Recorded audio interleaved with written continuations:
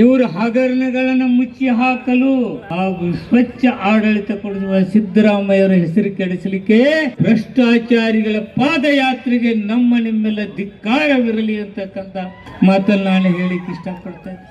ಅದಕ್ಕೆ ಇಷ್ಟೇ ಹೇಳಿಕ್ಕೆ ಇಷ್ಟಪಡ್ತಾ ಇದ್ದೀನಿ. ಯಾವ ವ್ಯಕ್ತಿ ಬಡವ ಹಿಂದುಳಿದ ಜಾತಿಯವರ ಪರವಾಗಿ 56,000 ಕೋಟಿ ಹಣ ಯಾರಿಗೆ ಕೊಡ್ತಾರಂದ್ರೆ ಬಡವರಿಗಾಗಿ. ಯಾವುದೇ ಮುಖ್ಯಮಂತ್ರಿ ದೇಶದಲ್ಲಿ ಇಷ್ಟೊಂದು ಹಣ ಬಡವರಿಗಾಗಿ ಕೊಟ್ಟಂತ ಉದಾಹರಣೆಗಳಿಲ್ಲ.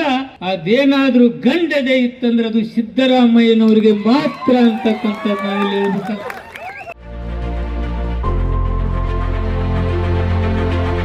ಶಾಸಕರಾದ HY ಮೇಟಿ, ವಿಜಯಾನಂದ ಕಾಶಪ್ಪನವರ್, ಭೀಮಸೇನ ಚಿಮ್ಮನಕಟ್ಟಿ ಮಾಜಿ ಶಾಸಕ ಆನಂದ ನ್ಯಾಮಗೌಡ, SG ನಂಜಯ್ಯನಮಠ, ಮಹಿಳಾ ಜಿಲ್ಲಾಧ್ಯಕ್ಷೆ ರಕ್ಷಿತಾ ಈಟಿ, ಜಿಲ್ಲಾ ಪಂಚಾಯಿತಿ ಅಧ್ಯಕ್ಷೆ ವೀಣಾ ಕಾಶಪ್ಪನವರ್, ಬಸವಪ್ರಭು ಸರನಾಡ, ಶ್ರೀಶೈಲ ದಳವಾಯಿ, ನಾಗರಾಜ ಚಂದ್ರಶೇಖರ ರಾಠೋಡ ಪ್ರತಿಭಟನಾ ರ್ಯಾಲಿಯಲ್ಲಿ ಭಾಗಿಯಾಗಿದ್ರು.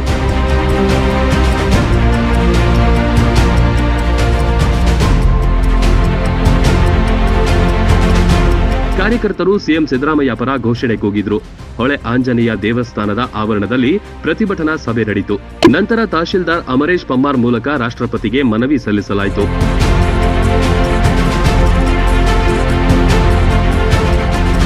Run TV news, Bagalkot.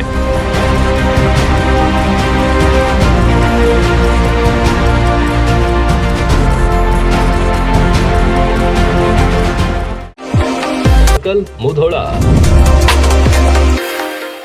Run TV news videos ನೋಡಲು ಸಬ್ಸ್ಕ್ರೈಬ್ ಮಾಡಿ, ಬೆಲ್ ಐಕಾನ್ ಪ್ರೆಸ್ ಮಾಡಿ.